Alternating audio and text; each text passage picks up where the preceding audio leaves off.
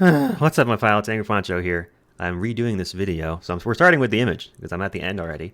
I got through the whole video and realized my mic wasn't recording somehow. It wasn't muted. It was plugged in. It just wasn't. Just OBS was just like oh. So anyway, we'll start with the image today. We have an artist painting a very ugly duckling in panel 1. In panel 2, he looks quite displeased with his work. Panel 3, he notices what a mess he's made on his drop cloth. Panel 4 realizes he's standing on a gold mine. In panel 5, he proudly displays the drop cloth as modern art, and everyone seems very impressed. Obviously, the artist who drew this, I guess Jim Benton, was intending to take a dig at modern art as not being real art. And having been to the Museum of Modern Art in New York City on 2 separate occasions, I will say there's definitely 2 kinds of art in there. You have the art where you look at it and you're just impressed, like, wow, they really did something cool or complicated or intricate, and it shows talent and inspiration and creativity. And then you have the other side where it's like the type of modern art that accidentally gets thrown out because the janitor thinks it was garbage, that type of thing. Or a red canvas with a thin yellow stripe along the left edge, valued at $1.3 million. It's like, okay, that's bullshit. It's just bullshit, man.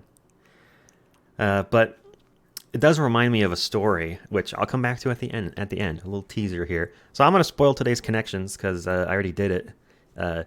It was really, really easy. It took about 45 seconds. And I'm astounded that rhymes was a category to begin with. So just to keep things fresh and exciting, let me pull up a new window here. And let's do the Wordle since we've already done the connections. How about thing? Oh, no letters. I like that. I can go straight to... I want to say... I wanted to do plant, but I already used T and N. How about spray? Oh, wow. Okay. Strange word today. Well, let's try and get the OU in there. We could do... I was going to say loudy. I don't believe that's a word. No rowdy because we don't have an R. No body because we don't have A. Let's see. I could do woolly, but we can probably find a better guess. I like bully better, B-U-L-L instead of W-O-O-L. I think fully with 2 L's might be the next best guess. Ooh, it was a good one. So immediately I see pulpy, but we already used P.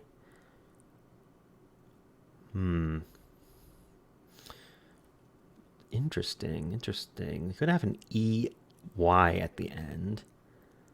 Like Dulé, Boulé, no.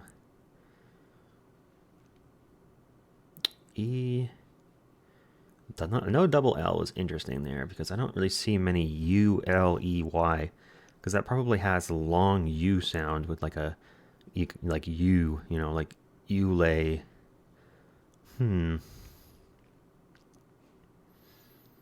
No, none of the remaining letters make a word ending in EY. So what else can go at the end there? I guess it could be D. So we could have like... I don't think any of these work. So it must be something else. How about bulky? Haven't used K or B, have we? Yeah, there we go. I love a day that's all green. It's delightful.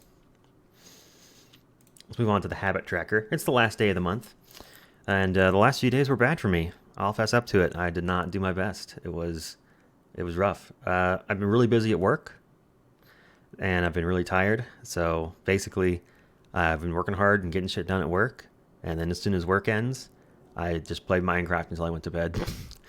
3 days in a row. It was like I wasn't doing anything I was supposed to do basically outside of that. And Well, it's going to make a good Minecraft video pretty soon. I'm already editing it, but other than that, just feels like I've been slacking.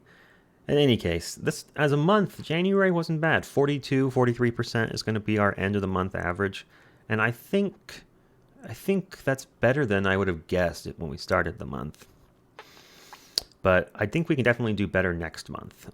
Really, just being more consistent about some of the basic things will help us. I want to tidy my office more often. I want to shower no less than every other day. And I want to get the early bird improvement as much as possible. That's one that I've missed basically every day. And if I can learn a stretching habit, that right there will give me 4 more categories where I can start popping in more boxes. And that's even without doing the stuff that I would consider the hard stuff, which is tracking my calories every day and working out.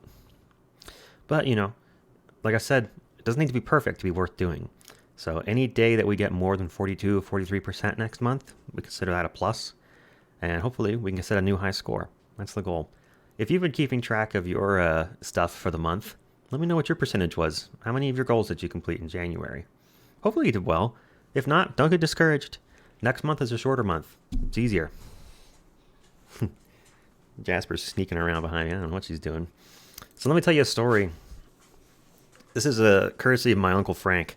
He's actually my dad's uncle, so I guess he's my great Uncle Frank. He's a funny guy. He's from Bitdefender. What the hell? An update? Yeah, no, thank you. I'm doing something right now. He's kind of a funny guy. I think he's lived in a few places through the years. He's like East Coast, and then for a while he lived in like Denver or something, I want to say, and then back on the East Coast. That whole side of the family's from Jersey originally. So anyway, they have kind of a New Jerseyans have kind of an interesting perspective because they are basically the same as New Yorkers, but they really don't like New Yorkers. I mean, it's more like a rivalry than any like legitimate hatred, but it's just funny to me. So that oftentimes I'll hear my Jersey relatives say something that kind of like slights people who live in the city just a little bit, just throwing a little shade. Nothing with malice intended. But one of the stories that my Uncle Frank likes to tell, and he's kind of a character. He's quite old now. I think he's in his 80s, late 80s, I want to say. But the guy. The 2 things that I remember that I know most about him is this story that he likes to tell at every single family reunion, which I will be getting to, and the fact that he loved skiing, to the fact that he kept skiing his whole life until like 78, when they finally made him stop because they were afraid he was going to break his back or something. Making a video. Come back later, please. So, here's the story. He tells the story, and I think this took place in the 90s, based on how long he's been telling it, of that he went to an art exhibit in the city, which is just what people in Jersey call New York City. They just call it the city. And he saw in there was this huge canvas, like 10 feet by 12 feet, that was hanging vertically, like a sail, in the front lobby of wherever it was. It might have been the Museum of Modern Art, maybe not. Don't quote me. And it had on it this strange pattern of like seemingly random smears of various colors, where paint was being mixed on the palette or on the canvas. And when I say canvas, I mean like tarp, like a rough canvas material like you'd use for a military bag, not canvas like a painter's canvas. And it seemed like the whole thing had been done like by hand, like the painter had like smeared it with his fans and like really got in there rather than using a brush, because there were really hardly any brush strokes to speak of. It was mostly smears of color intersecting with each other across this huge canvas. And there was this whole like group of people standing in front of it trying to figure out like what it meant, and like they were all giving very like upper class erudite theories of like, well, I can see like this streak of red coming through the center. I think it represents his passion or maybe anger. And you can see here where he's just smeared the colors together until they've become mud. It's like you have to imagine him hunching over the canvas and just like angrily smearing them together. His emotions and like his intent is really coming through to me. and like they all have theories that are similar to that. It's like, well, I think this streak of like yellow at the top here must represent hope because it's like totally untouched. None of the other colors have mixed with it. It's like this pure ray of sunshine across the top of the canvas, etc., etc. And then Uncle Frank goes over to like behind it where there was the little like podium that had like a plaque saying like the artist name, and it was made by like Bubbles the orangutan. He just likes to tell that story because it makes New Yorkers look dumb. It's so funny to me. Like,